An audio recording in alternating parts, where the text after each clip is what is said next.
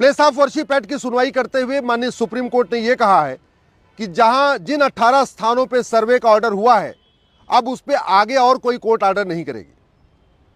मैं इस फैसले से निराश हूं और मैं इस फैसले से आश्चर्यचकित भी हूं, क्योंकि इसके पहले भी काशी के मामले में जब मुस्लिम पक्ष सुप्रीम कोर्ट आया था, उस समय जस्टिस चंचूड़ साहब की बेंच ने यह कहा था कि ये जो प्लेस ऑफ वर्शिप एक्ट है ये सर्वे पे रोक नहीं लगाता है, इसलिए उन्होंने स्टे करने से मना कर दिया था और इसलिए बाकी जगहों के बाकी स्थानों के सर्वे शुरू हुए थे।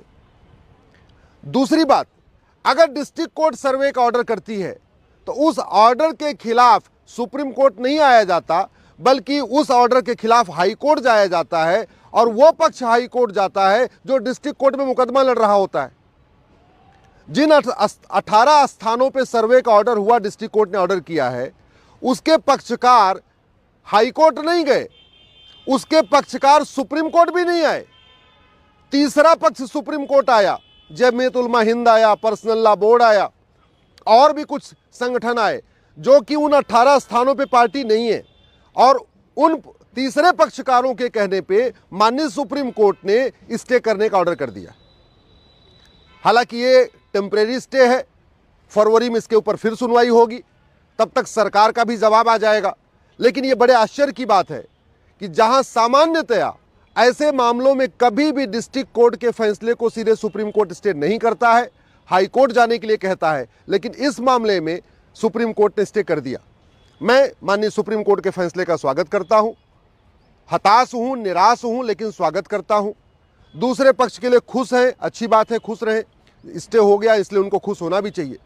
लेकिन कुछ बातें बुनियादी हैं जो आज मैं फिर से रिपीट कर रहा हूं, जो मैं पहले कह चुका हूं। क्या कानून बनाकर कोर्ट का दरवाजा बंद किया जा सकता है? क्योंकि वक्फ बोर्ड बना, वक्फ एक्ट बना, उसमें कोर्ट का दरवाजा बंद किया, लेकिन वक्फ बोर्ड वक्फ ट्रिब्यूनल का एक रास्ता दिया हुआ है। आर्बिट्रेशन एक्ट बना, उसमें कोर्ट का दरवाजा बंद किया है, लेकिन आर्बिट्रेशन का रास्ता दिया है। इस प्लेस ऑफ वर्शिप एक्ट में तो न आर्बिट्रेशन का रास्ता है, न तो कोई प्लेस ऑफ वर्शिप बोर्ड बनाया है, न प्लेस ऑफ वर्शिप ट्रिब्यूनल बनाया है, और सीधे सीधे कह दिया कि कोर्ट में मुकदमा चलेगा नहीं और जो चल रहा है वो रुक जाएगा।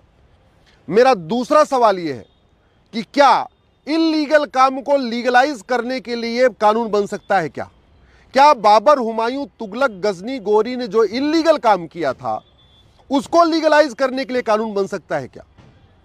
यह बात बिल्कुल 100% सत्य है कि हिंदुओं का 1000 साल तक शोषण हुआ है। 500 साल मुगलों ने किया, उसके